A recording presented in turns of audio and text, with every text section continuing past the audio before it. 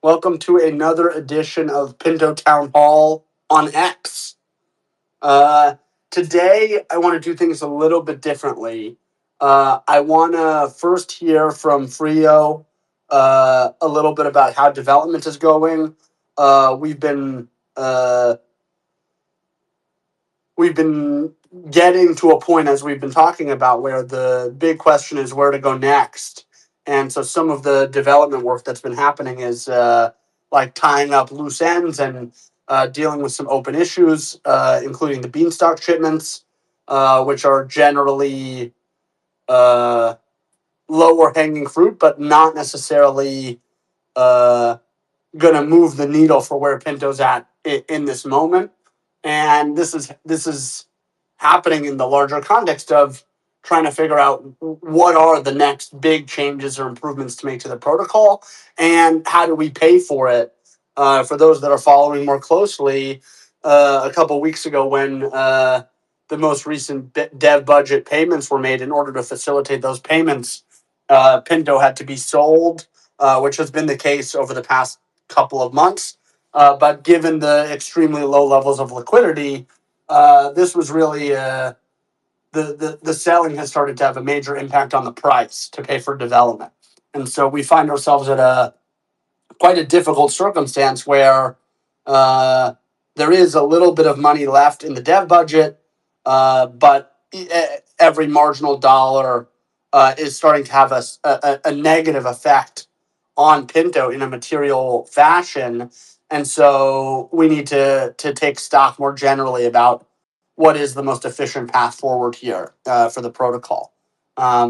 So with that in mind, maybe Frio, if you could give us an update to start with how the development is coming, and generally what, yeah, like we Pinto's been out for almost 16 months now, I think, uh, and we've gotten a lot done in that time, but we're now at the finish line of sort of the initial work that we had set out to do with Pinto. So maybe if you could just give an update on how some of those final updates are going, and the general status, and then we can talk about the bigger picture. Gladly. Can anyone hear me? Yes. Great. Uh, yeah, so the next upgrade is the Beanstalk shipments, Pinto's repayment mechanism for Beanstalk holders, and that's actually in progress right now. This one, unlike the last migration, like implementation, does not need Pinto to be paused. So it's a bit easier on the deployment front. But yeah, that's underway right now. Uh, Hopefully that will finalize within the next day or so. But yeah, it's in progress and everything looks good.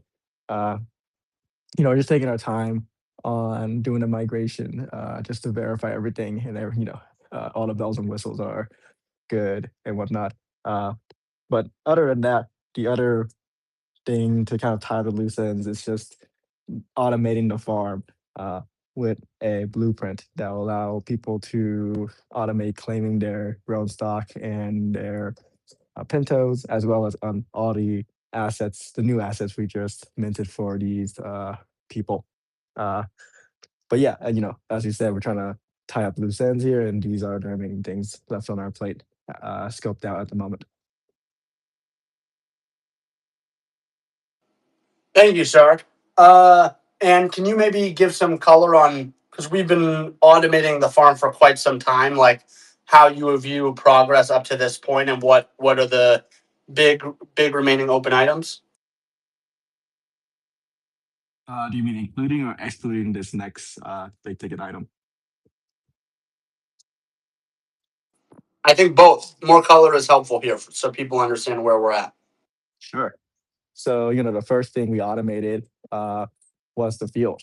And this was in a response of how we implemented a new gauge onto the Pinto protocol, which is the cultivation system, where the Pinto also controls the supply of soil more aggressively and, issues it over time. Uh, so that was the first piece of automation.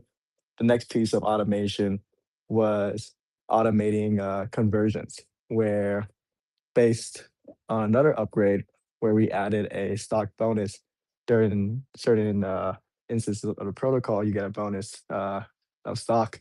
That also necessitated a, a way for people to automate their conversions up. Uh, this next leg is just generally automating the farm itself. And what I mean by that is that due to the limitation of the EVM, there are some things the farmers have to do in order to get the most efficient yield. Namely, they would need to uh, claim their stock and plant their pintos. Obviously, in an ideal model, this would need to happen in the first place, but like I said, the limitation of the EVM forced us to kind of have these design limitations. So to kind of prevent against that, we have an automated system will allow you to uh, mow those, at some cadence, right? Depending on when it's optimal. The only real thing that's remaining is having a strategy, creating strategies on the blockchain where the current way to create strategies are very limited. We do have a convert blueprint, if the way to automate your converts up, but that's limited. Uh, that's based on the bonus itself. Ideally, people can be able to convert up and also down at certain price ranges, and to kind of follow another person's strategy, uh, to have full automation on that. But yeah, those are the kind of the journey of automating the farm in total. Thank you, Frio. Can you just clarify though the you said the automating the farm in general, and then there was separately like this strategy component. The automating the farm, the mow, plant, harvest stuff. That's happening now, or I didn't understand that exactly.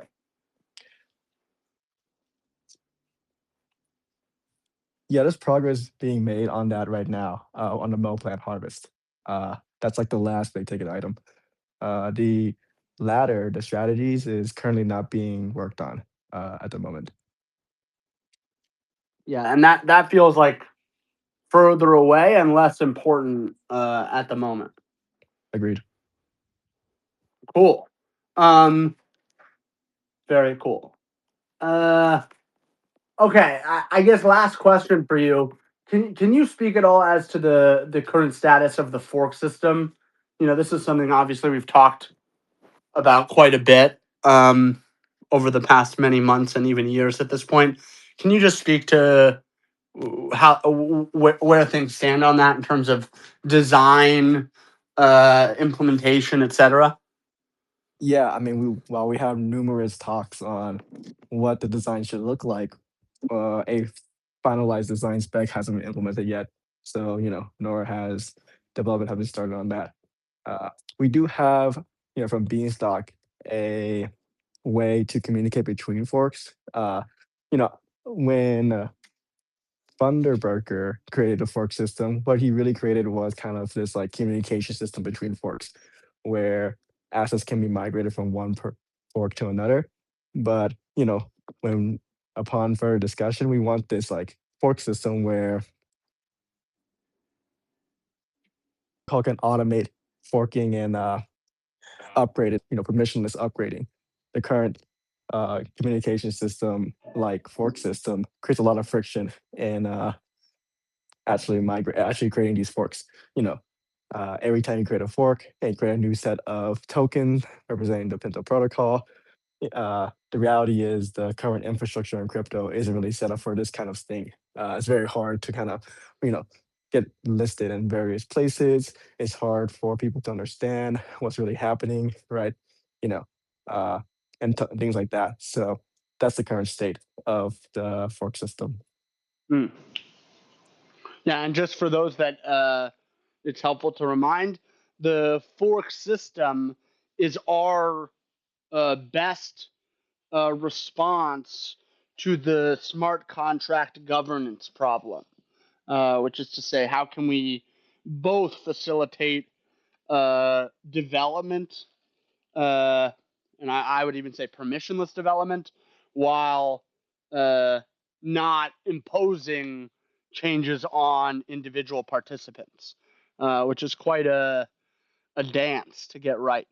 And the fork system, it's probably one of the more complicated items. So thank you very much, Frio. If I can Yeah, interrupt, please, then please. if I could just ask that, annoyingly, my note taker dropped out at the beginning at the first prompt that you gave after talking about how the dev budget is low and Freeho's high level explanation. So would you mind, either you or Freeho just restating for the note taker so that we can log it for others? The high level blurb he said at the beginning here, it was just like 30 seconds to a minute after your prompt. Sure, maybe, and apologies for everyone listening. That's not great content. Uh, can you reprompt Frio, and then Frio, give us your best minute, and then we'll continue. Well, you dropped out, so Hmm. on my end. So you were saying that I was looking for a high we're level update on the general open remaining items with respect to development in the context of what we had originally had in mind when we deployed Pinto. We're 16 months in, and I was looking for Frio to give a generally a higher level color on where we're at in the grand scheme of the development that we had in mind here. yeah. So just to restate, we're at the tail end of the development. We on our roadmap that we created about 6 months ago, like Ben said, uh, the final pieces of the puzzle on that roadmap is the beanstalk shipments, which is in progress right now actually, uh, and this Mo plant harvest, which attempts to automate claiming for these individuals, given that these claiming actions aren't a feature, it's a limitation of the design of the EPM. But those are the two last ticket items. Thanks. Great. And apologies for those listening in, but we're doing our best here. Okay. So, what I wanted to do is to take that information from Frio and then contextualize it in the context of where we're generally at. So, I think it has to be acknowledged that the performance of the protocol over the past few months has been disappointing. And I generally am a perma bull, which is to say that even when we experience downside price volatility, I am a glass half full guy and generally am looking at the bank runs and the extent of the volatility. But over the first year plus, I was and stand by that fact. Pretty pleased with the quality of the performance of the protocol. Um, but now, over the past few weeks, even, but you could say like month plus, uh, things have things have deteriorated. I would say meaningfully so, which is to say that we're now at 10.5 cents. The liquidity is very, very low. It seems like we have uh, on the order of like $100,000 of non-Pinto liquidity in the pools, and it's a tough time for the protocol. Is the reality. I mean, we were in the like high 20s. We were around 30 cents, but in the high 20s up until about 2 weeks ago, and it seems like we've had quite a bit of selling. Some of which, as I mentioned, was from the dev budget, but then there were other material sales over the past week and a half that have really led the price to get cut in half. And in addition to the fact that that's generally just not good data, right? That the protocol isn't holding up. And to be fair, the market is down to a significant extent. The sentiment in crypto is down, but nonetheless, the bigger point is the protocol is not 10 cents is not great, and to go from 30 cents to 10 cents, down 70% in less than a month, is significant volatility.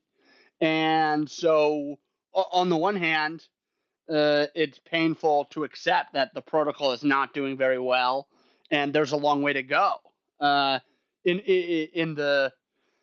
our mission, in our journey to create new crypto fiat or low volatility money.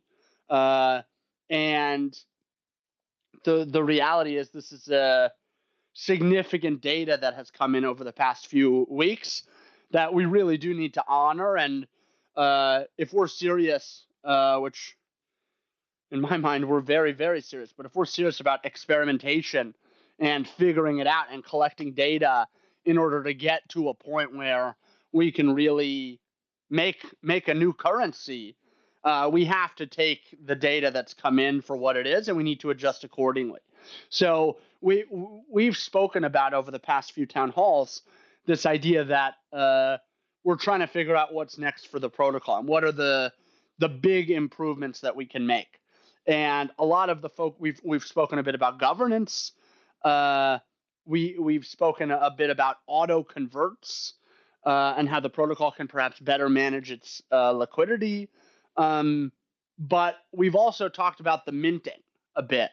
And I think that, in the context of what has transpired over the past few weeks, that is really the most important part of the story, if you will, which is to say, if we now look back and again, we're looking at 10 cents, we're looking back at what has transpired with Pinto over its first 16 months.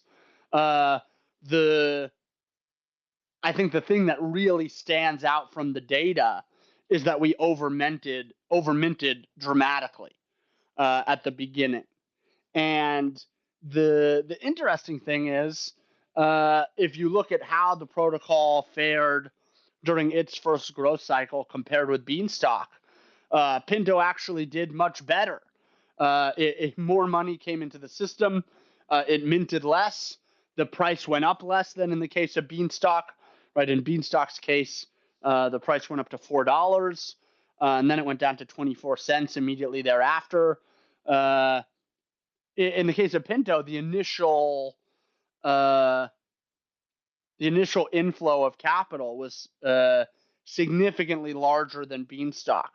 I don't have all the numbers right in front of me at this moment, but it was some multiple, something like 5 times more capital. And the protocol handled itself pretty well, and that manifested, and ultimately it did not crash to 24 cents immediately. Clearly, the holders and the participants at that stage of the game had a higher expectation from the protocol that it would do well, and so we didn't really have that. We did still have a run on the bank, but it was much more mild than what we experienced with Beanstalk, despite the fact that the protocol took in more money and grew more in many senses as a result. But the thing is, as we look now, it is quite clear that one, the protocol minted too much currency, and two, the distribution of those mints clearly were overly geared towards short-term holders, which is to say that there is a potential to bifurcate, which heretofore has not existed in the model. There's a potential to bifurcate the minting of the currency in order to increase the supply, in order to decrease the price. And this is related to the auto convert, perhaps you can see. But there's a difference between minting currency to affect the price and distributing that currency. And then with respect to distributing the currency, who that new currency is being distributed to. And this is where I think the data that has come in this year with Pinto, right? When we deployed Beanstalk, we had the flood system, and it worked to some extent, but clearly not very well. And I mean, you could say that it worked well enough, right? Because Beanstalk was ultimately on the path up until the exploit. Beanstalk was ultimately on the path to growing its way out of that debt cycle. But we find ourselves in quite a different macro environment and crypto environment now, which is to say that people are much less interested in moonshots, which Beanstalk certainly was a moonshot when it had so much debt during its first and second debt cycles.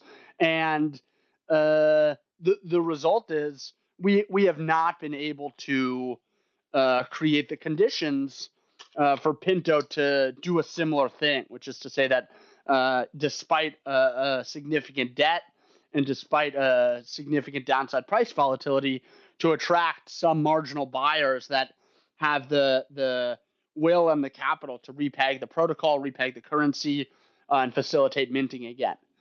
And so as we look now, the question becomes, well, what could have been done differently such that the protocol would not be in this circumstance? And as it relates to the minting, you could say both, that the protocol shouldn't have minted so much currency, and two, that the currency that it minted should have been distributed in a different manner, such that longer term holders were rewarded. Like if you look at what happened, and you look at the data, most of the capital came in and out in the very beginning of the protocol. And on the one hand, it's good for the protocol to be able to take in a buyer that immediately then leaves, and people should be able to come and go without a value loss in the ideal setup.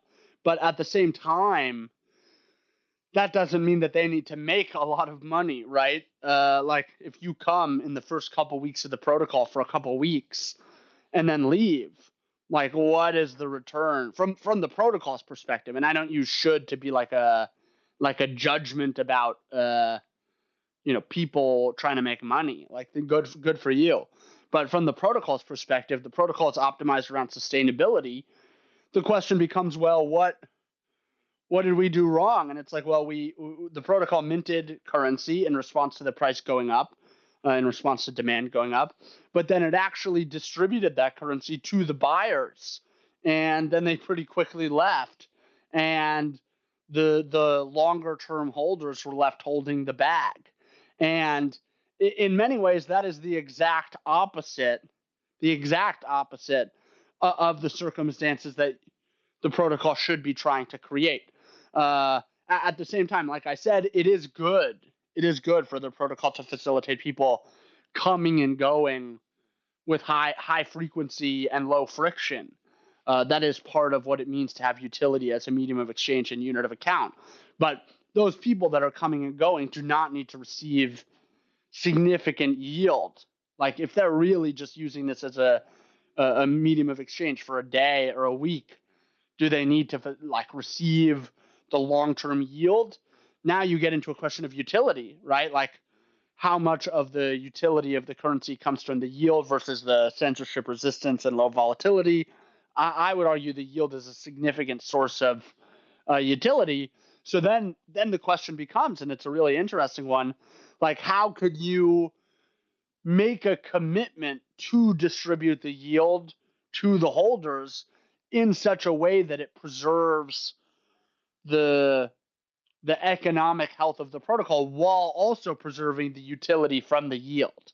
Like what would it look like for the currency to be paying out some yield, but really only to long-term holders, and you can leave at any time, but you may have to forfeit some of the yield, right? Like that's a really interesting question.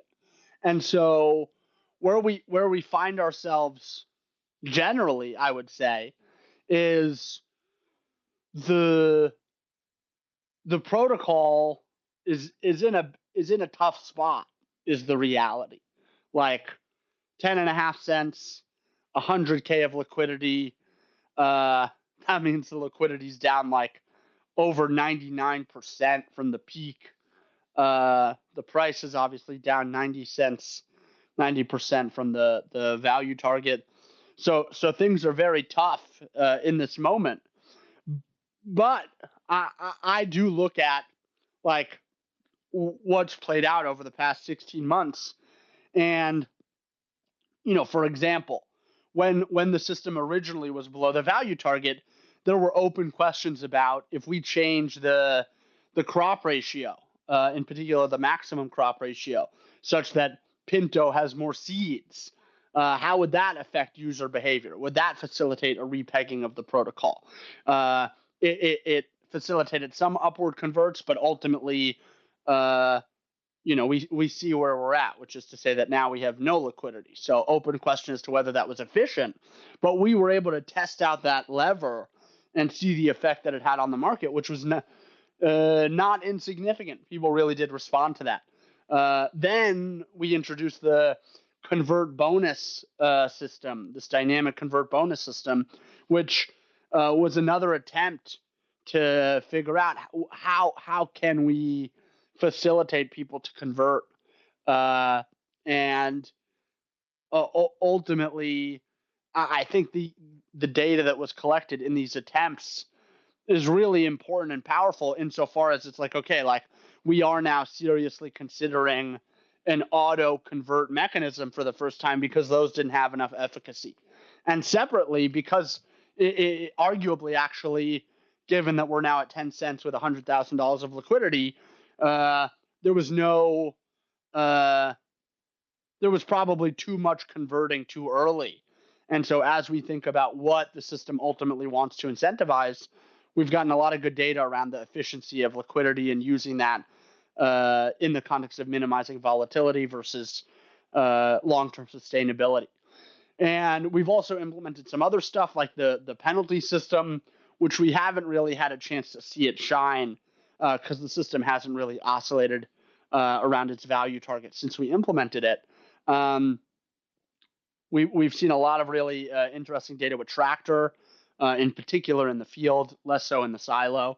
But I guess the point is we have a lot of information in this moment that can be used to take Pinto to the next level and can be used to fix the leaf blower. I was hanging out recently with Mod 323, as we know him in this community, and he put it in my face. He's like, "Listen, dude, the leaf blower just blew too hard, and we overminted, and now we're too low price and too high debt." And I think he's exactly right. And this is a callback to, if people recall, the Beanstalk State Space presentation I gave.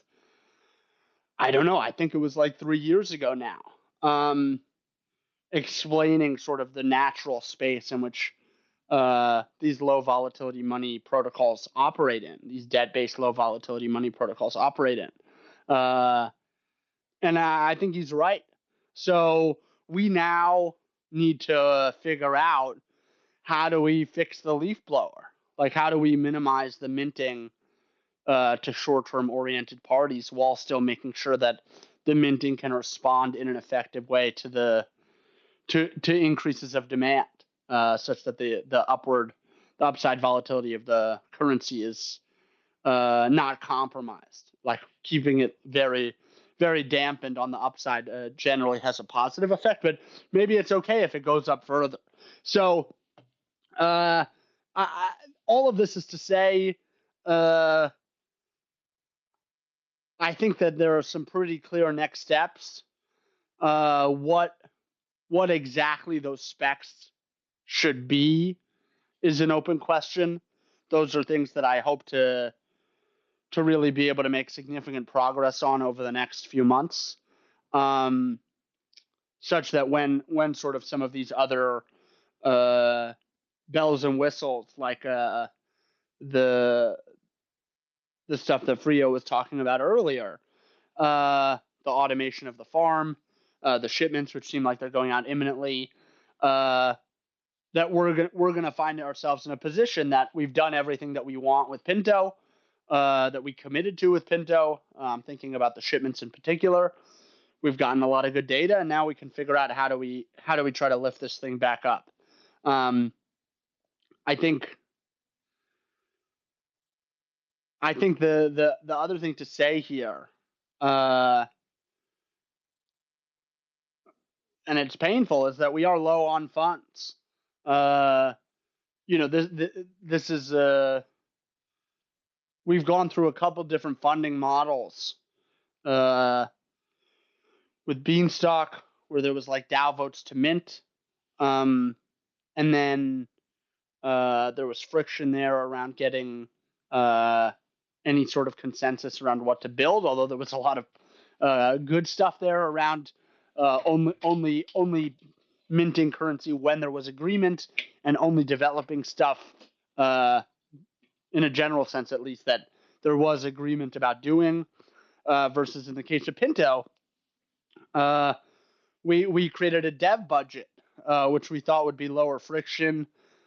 In many senses, it has been lower friction, but it's also had, I think, a negative effect on the community, which is to say that the community, from my perspective, feels much less engaged than it did when we launched Beanstalk. And so, given that the dev budget is pretty much out of money, given that we don't have any liquidity with which, even if we had like a standard governance process in place with which to mint new Pinto to sell against the liquidity, we don't have liquidity to do that. So while I think the glass half full is that we've really gotten a tremendous amount of color, data, and clarity about where the model where are the order of magnitude improvements left in the model, which I guess it's worth saying. Like, I wish there weren't any left from the perspective of I really want this thing to work. But on the other hand, given we're at 10 cents, it's like, thank God that there are orders of magnitude improvements still to make. So the glass half full is we've got a lot of work ahead of us. The glass half empty is a practical thing, which is, this isn't doing very well right now, and we're almost out of money to pay developers. So we're gonna have to figure out alternate methods to keep this thing going and to keep making meaningful progress on our mission to create low volatility money.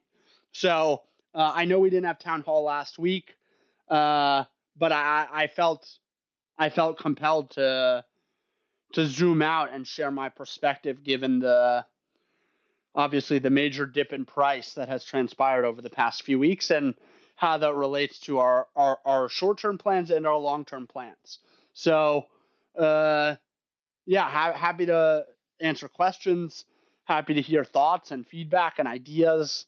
But that's sort of what's on my mind at the moment.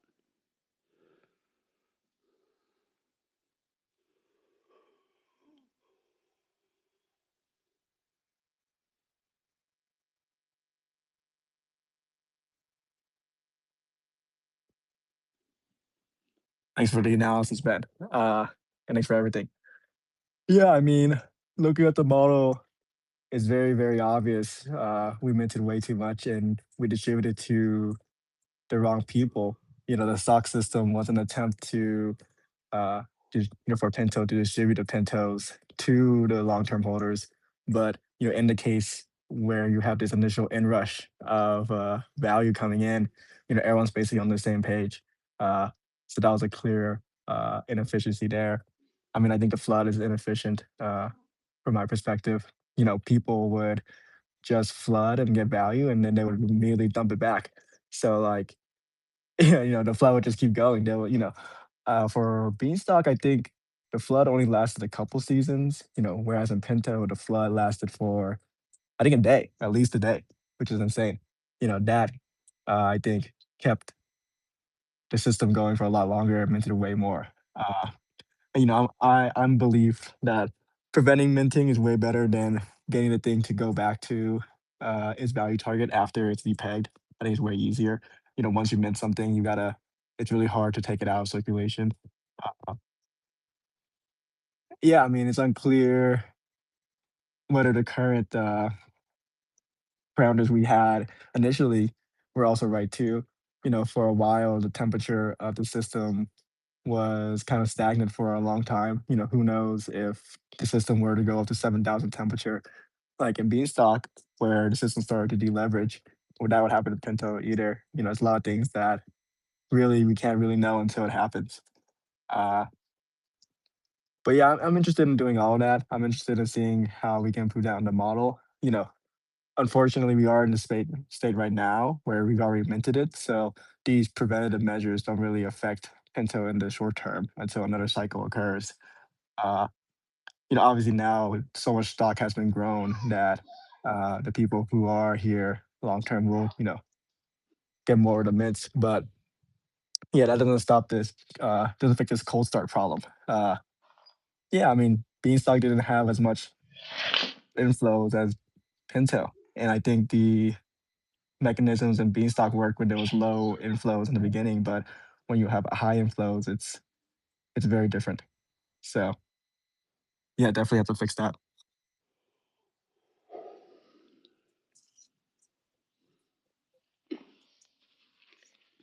Yeah, I think the point you make about like every Pinto minted, it's much easier to mint an extra Pinto than it is to remove that Pinto from the supply, and I think sort of the thesis has been that in the early days, minting too much is okay because you can always really grow your way out of it. And I think what we're finding is one, like, it's not so easy to grow your way out of it, but like inductively, and this is, I think, the bigger point, like, it even if we were able to grow our way out of the cycle, this would likely happen again, you know? Like, that's the bigger point, I feel. Yeah, it's not. It's a band aid solution. And it's like you can grow your way out from even from a billion to 10 billion, right? Like that's possible. But to grow from 100 billion to a trillion, which ultimately, we've always been very critical in this crew about like DAI, and other CDP based things that's just not real solutions because they don't scale. And it's like, well, I think in order for this to really work, right? Like we have to have a reasonable expectation that it will be able to survive from basically no growth in the short term. Like that's a different bar. And up until this point, I think we've had the wiggle room given the data to come in to say, well, like, look at what Beanstalk did. It was able to grow its way out.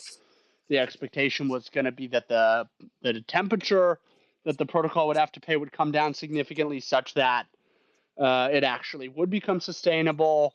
But it's like we see what's happening with Pinto, and it's like that doesn't seem very likely at this point. Honestly, it seems like we really have to make a really significant improvement on how the minting occurs and who it's minted to. And this is great. Like ultimately, why did we deploy Pinto, right? And we wrote about it at the time. We spoke about it at the time. We deployed Pinto because we felt that we weren't getting the data that we really needed from Beanstalk because people weren't using Beanstalk much. And we knew that the protocol had a long way to go if it was really to become a global currency. And, this is now like, I don't know, a year and a half after that decision was made. And it's like, we've gotten maybe a little longer than that. I don't know exactly. But it's like, we've gotten so much information that we really wouldn't have gotten without that step. And now we are in the fact of the matter is we are in a tough spot. We are in a hard place. We don't have a lot of money.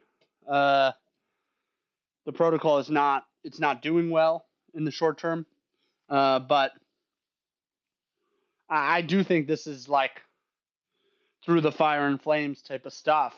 And ultimately, I think we're on the right path, and I think we're very close. How close are we? I don't know. Right?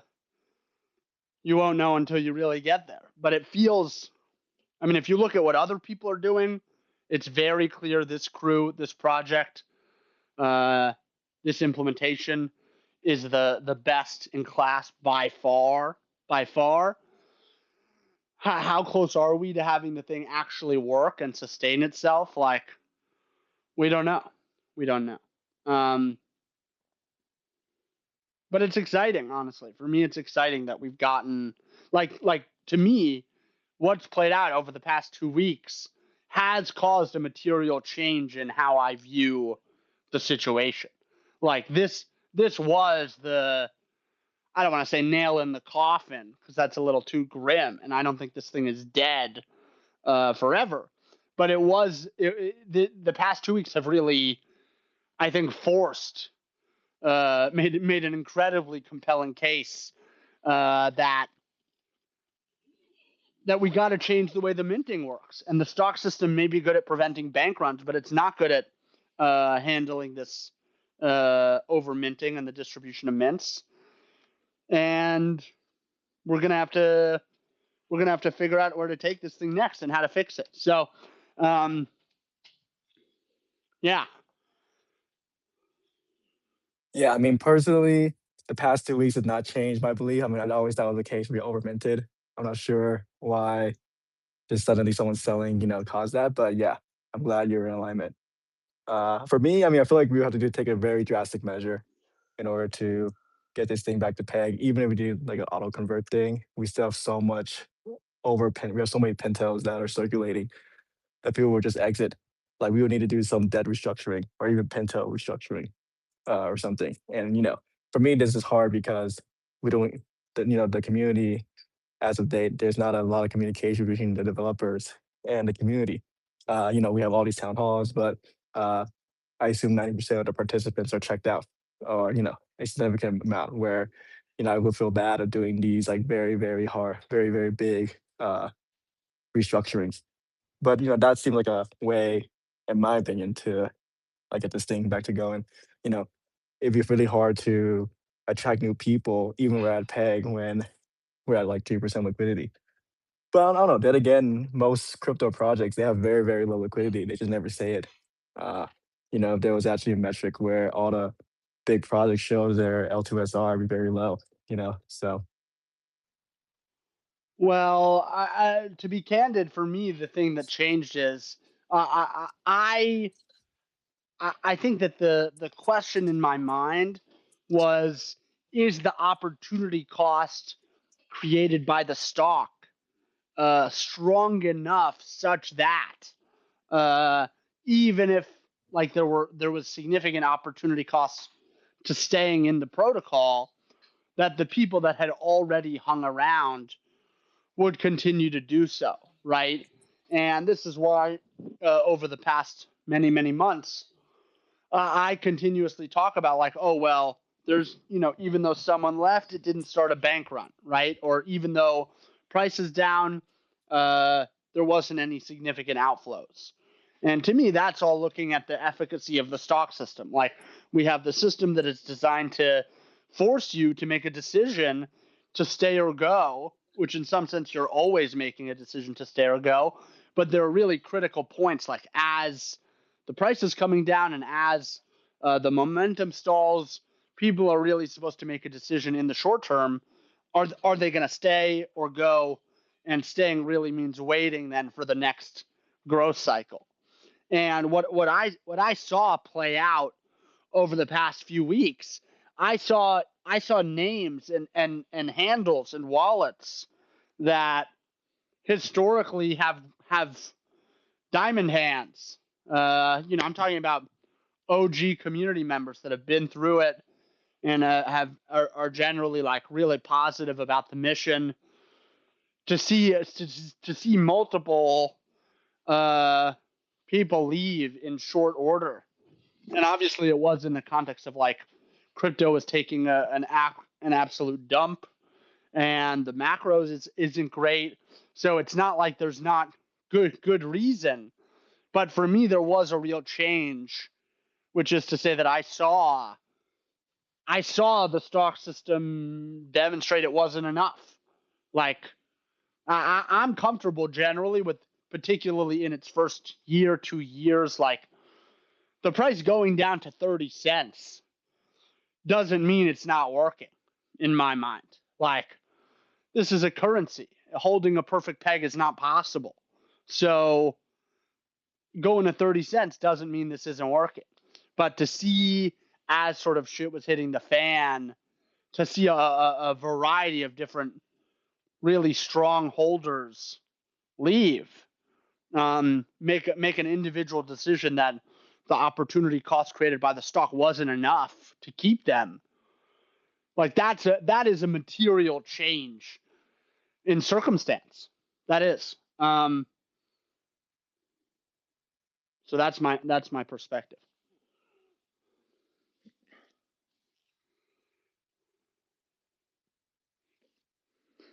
I mean, yeah, in my perspective, you're just, you're weighing the yield from you gain from more stock versus percent of success. From my perspective, people uh, slowly has decreased their probability of this thing succeeding, and then made the action. Uh, yeah, I don't know if the stock system can forever keep someone in, without real utility. Yeah, I think that's right, and that is I think what has played out over the past few weeks. Like we reached that point, right? So now it's like, okay, like, but that is a material shift to me because we didn't know how strong the stock system was up until this point. It's been really, really strong. So much so that we're like, oh well, maybe we can even just convert our way out of this, right? Which is a lot of the stuff that's played out over the past year, is trying to like convert our way out of it. And it's like, well, it seems like that's not really good enough, to be frank, right?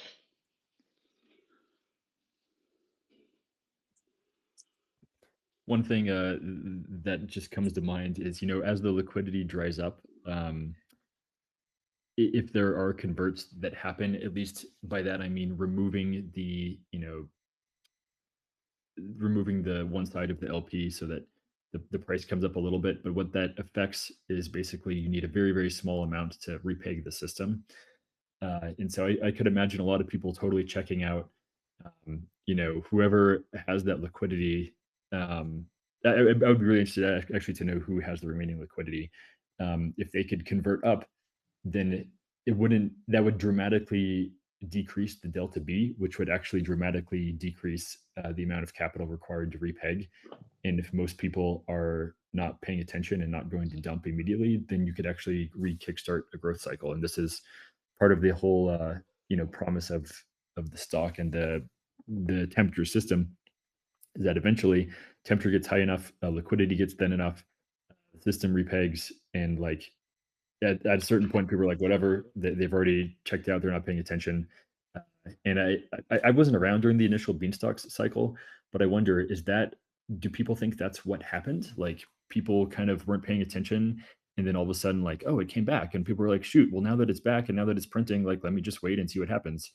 Was that what happened? No, that with Beanstalk it happened quicker. Like it went down to 24 cents, but it didn't stay there. It started to come back up almost immediately. And so it wasn't the same phenomenon, if you will. And where did that buying come from in the initial beanstalk? Well, we did, because shit was hitting the fan, right? And the price went down to 24 cents. Like Beanstalk had just gone viral on crypto Twitter, and there was a tremendous capital inflow, and basically everyone left in a couple of days. In like 3 days, everyone left. And then I was like, well, fuck, like, how do we get anyone to pay attention to this, given that it just like pumped and dumped? And so this is the BNFTs, if people recall, for those that were tracking closely. That was when we launched the BNFTs under the premise that would be a way to build up a community, build up some excitement. We tied the purchase of an NFT to sowing, such that the success of the NFTs actually directly led to the repegging of the system. And that was pretty much what happened. Got it. So it's kind of the NFT craze and tapping into that got like new money to come in, not necessarily the model working by itself. Mm-hmm. Like there's always a question about how do you find the next marginal buyer when you're in a debt cycle. And that was, people were spending money on NFTs they had no idea about. So we were a bit creative given the circumstance, and people bought it. The system repegged, and the rest is history, as they say. Time to pull the creativity back out. Yeah, absolutely. And to be frank, Ford, I'm really interested in what you're talking about. What you're talking about, in my mind, is the system basically goes like, I don't know. There's got to be like some word for, like, in it's like DEF CON, like DEF CON. I think there are levels to DEF CON 5 or whatever, where it's like, pulling out all the stops and maybe the thing blows up, but maybe it comes out the other side. And like part of the thing about the NFT thing is like we didn't really have too many options. And so even though like at this point to say like, oh well, the thing was originally saved by an NFT, it's like it just sounds ridiculous. But it's true.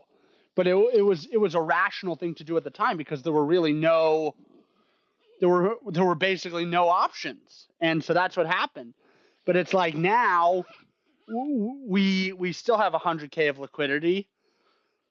The price is very low, and there is something to be said for what you're proposing, Ford, which is let's just, in one way or another, convert all the way up and convert our way out of this.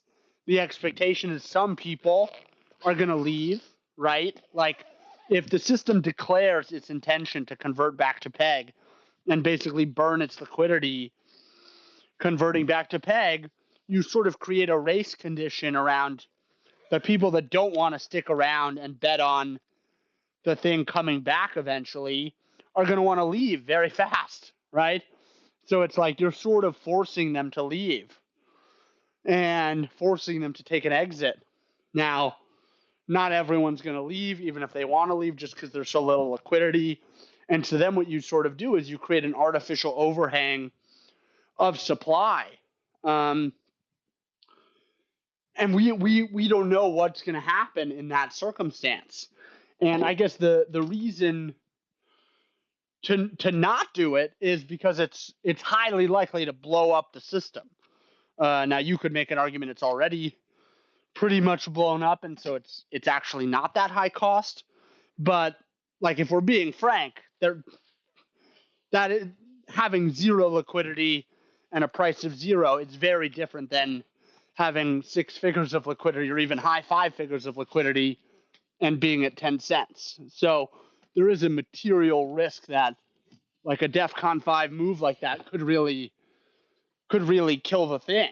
But on the other hand, I think if it worked, and I don't think it's like likely to work, but it's very interesting what would happen if to do some sort of like DEF CON level convert maneuver and that works and it actually sustainably repegs the currency, like that would be fucking sick. That would be incredible. That would be like what a powerful tool now that the system has in its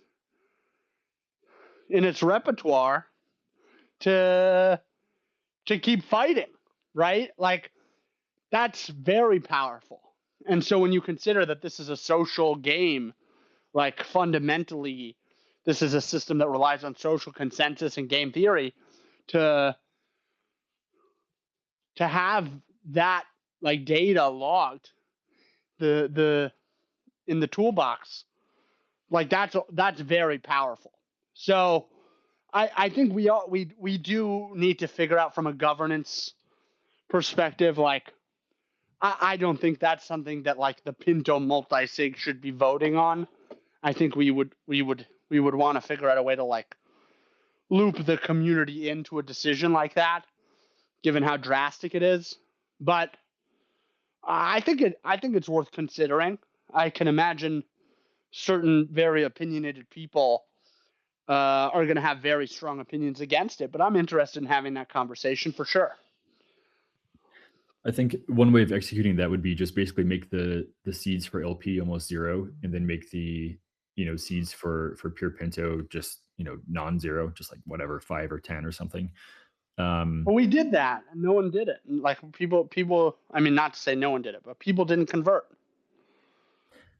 I mean, when that happened really quickly, we dropped below the threshold again, where the LP seeds again became higher than the pure Pinto seeds. So like even now, you can get 10 seeds for Steve and 5 for Pinto. But obviously, of the remaining liquidity, there's only $362 in wrapped ETH, where there's like 35 to 50K in the others. But these amounts are so minimal. Like I would be interested in knowing like how many actual people have LP left. It's probably very few, and they're likely not paying attention. It seems like if we have a way of like if anyone knows who they are and we can talk to them, I think that would be interesting as well, just to talk to them. Totally. All right. Well, we are running into the top of the hour. I feel we have some significant decisions to make as a community over the coming weeks. I think next week we should probably try to figure out how to organize some effort to make some decisions here, whatever that means. Like, should we have a vote about what Ford Pinto is proposing? Like, I wouldn't feel comfortable doing something so dangerous without a vote. But we don't have any pre-agreed standard of like what's a quorum. It's a majority vote, so it's kind of a shit show. This is part of the problem with not having governance. We're having like arbitrary governance. So lots to think about. Exciting times in the history of low volatility money. Difficult times, but there's like 15 of us here this week, so it seems like people are still following along and paying attention. So thank you everyone for being here, and we will see you hopefully next week. Take care. Thank you. Bye-bye. Thank you.